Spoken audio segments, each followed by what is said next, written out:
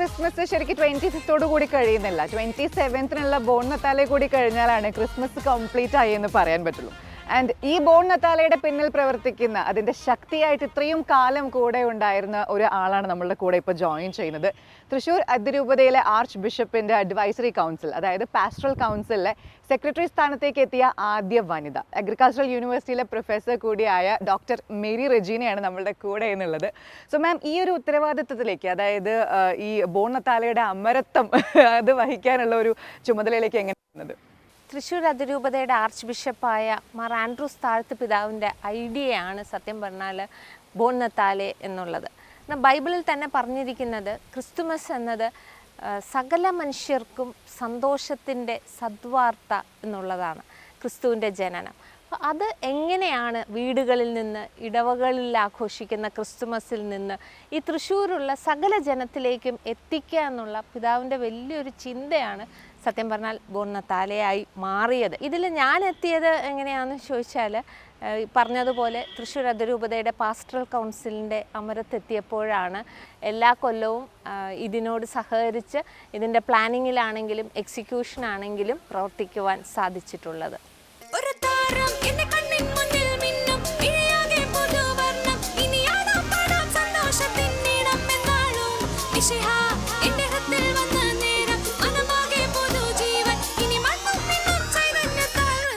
എത്രത്തോളം ചാലഞ്ചിങ് ആയിരുന്നു first time മുതൽക്ക് ഇപ്പോൾ ലാസ്റ്റ് ടൈം വരെ ഇപ്പോൾ വെർച്വലിലേക്കും ലേഡീസിന്റെ പാർട്ടിസിപ്പേഷൻ ഉറപ്പ് വരുത്തുക എന്നുള്ളത്? ഇന്ന് വരെ ഒരു ബുദ്ധിമുട്ടും ഉണ്ടായിട്ടില്ല.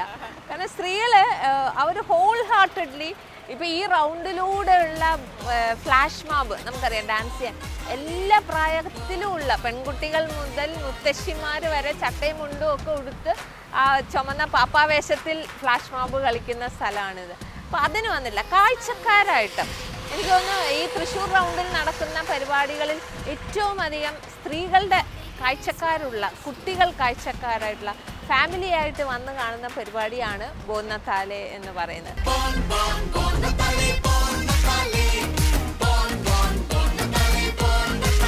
മാം, ഇക്കൊല്ലം ഇപ്പോൾ വെർച്വൽ ആണ്, അതിൻ്റെതായിട്ടുള്ള ചാലഞ്ചസ് ഉണ്ടാവും. പക്ഷേ എല്ലാ കൊല്ലവും ഇവിടെ റിയൽ ആയിട്ട് നടന്നിരുന്ന ഇവൻറ്റ് ലോകം തന്നെ ഉറ്റുനോക്കുന്ന ഒരു കാഴ്ചയാണ്. അപ്പോൾ അതിൻ്റെ ഓർഗനൈസറായിട്ട് നിൽക്കുമ്പോൾ ഇതുവരെ അത് കൺകുളിർക്കെ കാണാൻ പറ്റിയിട്ടുണ്ടോ? അറിയാലോ, 2014 ഗിന്നസ് വേൾഡ് റെക്കോർഡ് കൈവരിച്ചു ബോൺ നത്താലെ. ഇതുവരെ അത് തകർക്കപ്പെട്ടിട്ടില്ല. ഈ അടുത്ത കാലത്തൊന്നും എനിക്ക് തോന്നുന്നില്ല തകർക്കാൻ പറ്റും എന്നുള്ളതും. പക്ഷെ സത്യം പറയാലോ, ഞാൻ ഇന്ന് വരെ ഒരു ബോൺ നത്താലെയും മുഴുവൻ കണ്ടിട്ടില്ല. എന്ന് പറഞ്ഞാൽ നമ്മൾ ഈ ഒന്നിൽ മുന്നിലായിരിക്കും എപ്പോഴും ഞാൻ ഓടുന്നതേ. അതിന് എന്തെങ്കിലുമൊക്കെ പണിയെ കാണുമല്ലോ. ഇപ്പോൾ ഗിന്നസിനാണെങ്കിൽ ഏറ്റവും അവസാനം വരുന്നവർക്ക് ആ ഡ്രസ്സ് കൈമാറുക എന്നുള്ളതായിരുന്നു എൻ്റെ പണി. അപ്പോൾ അങ്ങനെ ഓടുന്നതിൻ്റെ ഇടയിൽ ഈ ടി വിയിൽ കാണുന്നതോ പിന്നീട് വീഡിയോ കാണുന്നതോ അല്ലാതെ ഒരു ബോൺ നത്താലെയും ഈ ഇത്രയും വർഷത്തിൽ 7 വർഷത്തിൽ ഒരു ബോൺ നത്താലെയും ഞാൻ മുഴുവൻ കണ്ടിട്ടില്ല, നിന്ന് ആസ്വദിച്ചിട്ടില്ല എന്ന് തന്നെ പറയാം.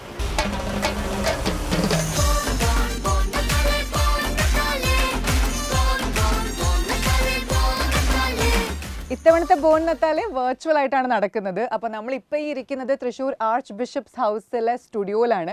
മാം, എങ്ങനെയാണ് വെർച്വൽ ബോൺ നത്താലെ പ്ലാൻസ് മുന്നോട്ട് പോകുന്നത്? വളരെ നന്നായി പോകുന്നു രോഷിനി. ഈ കാണുന്നത് പോലെ തന്നെ ഇത് സ്റ്റുഡിയോയിൽ ഒരു യൂത്ത് പ്രോഗ്രാം എല്ലാ ഞായറാഴ്ചയും ലൈവ് പോകുന്നുണ്ട്, അതിൻ്റെ സെറ്റാണിത്. പിന്നെ കോമ്പറ്റീഷൻസ് നടക്കുന്നുണ്ട്. കാരൽ കോമ്പറ്റീഷൻസ് 2 തലത്തിൽ. ഫാമിലി കാരൽ എന്ന് പറഞ്ഞാൽ എല്ലാവരും ഫാമിലിയിലെ എല്ലാവരും കൂടെ ചേർന്ന് അവർ തന്നെ ഷൂട്ട് ചെയ്ത് അയക്കുന്ന, ബാക്ക്ഗ്രൗണ്ടിൽ ഇതുപോലെ ക്രിസ്മസിൻ്റെ എന്തെങ്കിലും സിമ്പിൾസൊക്കെ വേണമെന്ന് പറഞ്ഞിട്ടുണ്ട്, കണ്ടീഷൻസൊക്കെ വെച്ചിട്ടുണ്ട്.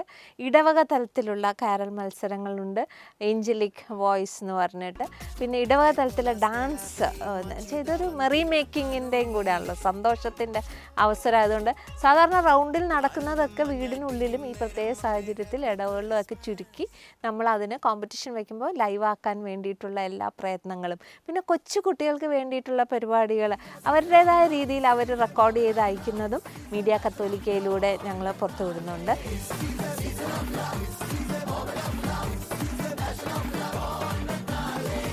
ഈ വർഷത്തെ ക്രിസ്മസ് ഈ വർഷത്തെ മറ്റെല്ലാ ആഘോഷങ്ങളും പോലെ കഴിഞ്ഞ വർഷങ്ങളിലേക്കാൾ ഗംഭീരമായിട്ടാണ് നമ്മൾ ആഘോഷിച്ചുകൊണ്ടിരിക്കുന്നത്.